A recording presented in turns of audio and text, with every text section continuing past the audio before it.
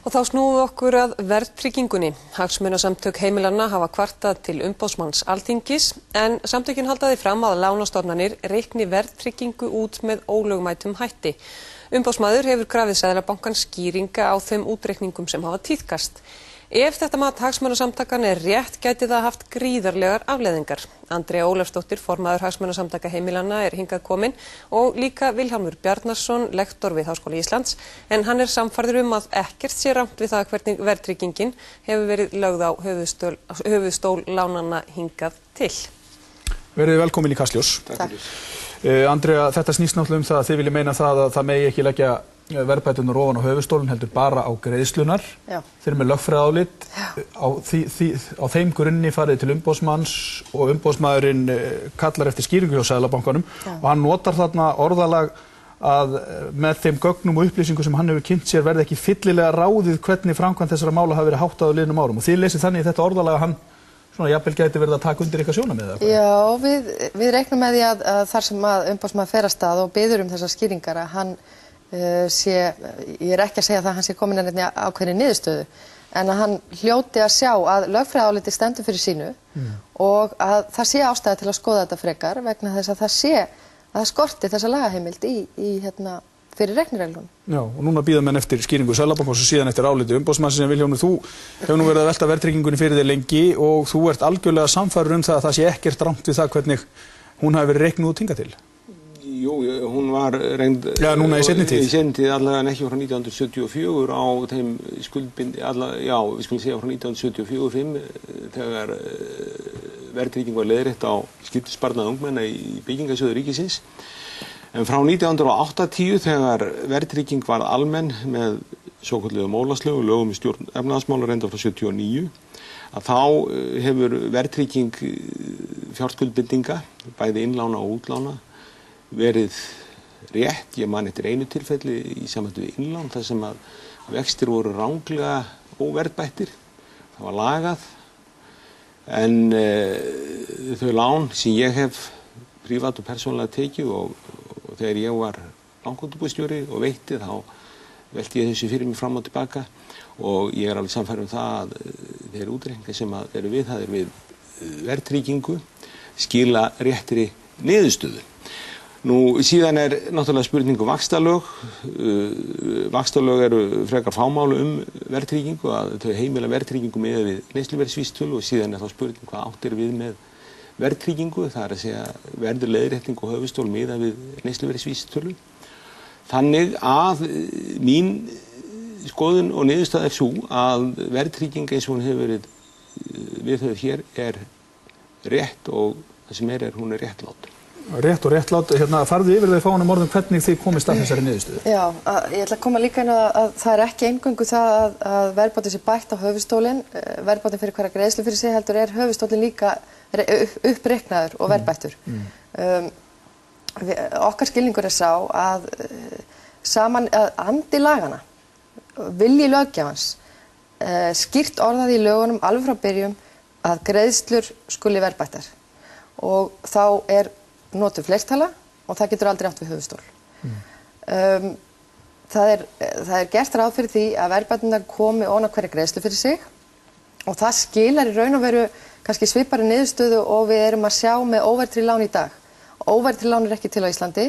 Það eru til svokölluð óverðtryggð lán þar sem að verðbólgan er alltaf tekin inn í breytilega vexti í raun og það virðist vera vilji löggjafans á þessum tíma að gera þetta með einhverjum svipuðum hætti.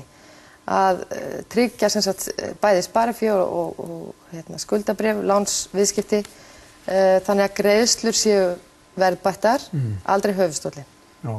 Við skulum aðeins að því að þetta eru gríðarlegar upphæðir þegar við sjáum þetta þegar við verðum að reikna þetta út og við skulum aðeins fá á skjáinn skilti sem að sýnir það hvernig dæmi lítur út frá ykkar sjónarhóli séð. Við erum þarna með 17 milljón króna lán, lánstíminn er 40 ár, vextir eru 5%, verðbólga 7%. Miðað við ykkar vonir og ykkar réttlæti ef við getum orðað það þannig, þá er þetta þannig að verðbæturnar eru 23 milljónir yfir lánstíman og heildargreiðslan er 59 milljónir rúmar. Ef við tökum venjulegt verðtryggt lán, þá eru verðbæturnar allir konur upp í 71 milljón, vextirnir 52 milljónir rúmar og heildartalan 140 milljónir rúmar. Og síðan þegar við komin í jafngreiðslulánu þá allt í einu heildartalan orðið 203 milljónir króna yfir allan lánstíman og verðbæturnar 107 milljónir. Þetta eru svakalegar tölur þegar við sjáum þetta svona á blaðinu. Þetta eru háar tölur og það munar gríðarlegum fjárhæðum. Og mikil verðbólga en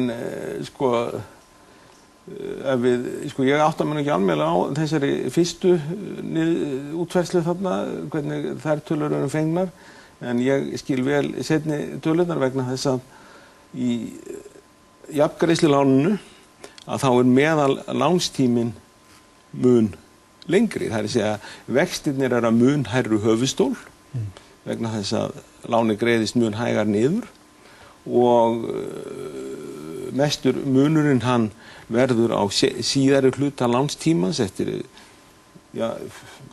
40 ár, eftir 30 ár, þetta tímabilið 30-40 ár. Þannig að þá hefur ýmislegt annað breyst í tíðinni. En ef að þessi tvö síðustu lán eru nú virt og ég hef fengist við kennslu í núvirðingu í 12 ár og kannski lítið orðið ágengt, að þá kom út 17 milljónir í báðum tilfellum. Það er að segja að það hinn eðlilega að tala. En hún talar hér að greiðslurnar séu verðtryggðar en ekki höfuðstóllinn. Það er eitthvað meinlák í þessu vegna þess að ef að greiðslurnar eru verðtryggðar þá þær væntanlega af höfuðstólinn sem smá saman að lækka og hérna... Það mismunur á lánum. Já, en það eitthvað meinlák í þessu og þetta skilar ósköp einfaldlega sömu niðurstöðu og ef að greiðslan verðtryggð, bæði greiðslur höfuðstóls, afborganar og vaxta, vegna þess að afborgun hluti af höfuðstól. Og það tvennt sem mjög leiðilegt umræðuefni í fjölmiðlum og það eru stærðfræði og bókhald og þriðja leiðilega umræðuefni lagatilvitnanir. En við erum að tala gríðarlegt hagsmunamál. Já, við erum að tala gríðarlegt hagsmunamál en því segi ég það líka mjög alvarlegt mál að bera á borð svona tölur eins og 140 milljónir og 203 milljónir og bera þær saman vegna þess að þetta gjörólíka tölur, þetta eru greiðsluræður á 40 árum og það grundvallaratriði að þú leggur ekki saman 40 ára greiðsluræðir og berð niðurstöðuna saman vegna þess að þú verður að núvirða þetta. Já, við verðum að hleypa inn að Andrea, hún verður að fá að svara þessu. Já, við viljum meina þá, við lítum svo á að framkvæmd þessa lánaforms í dag sé þannig að það verði svo gríðarleg margfeldisáhrif.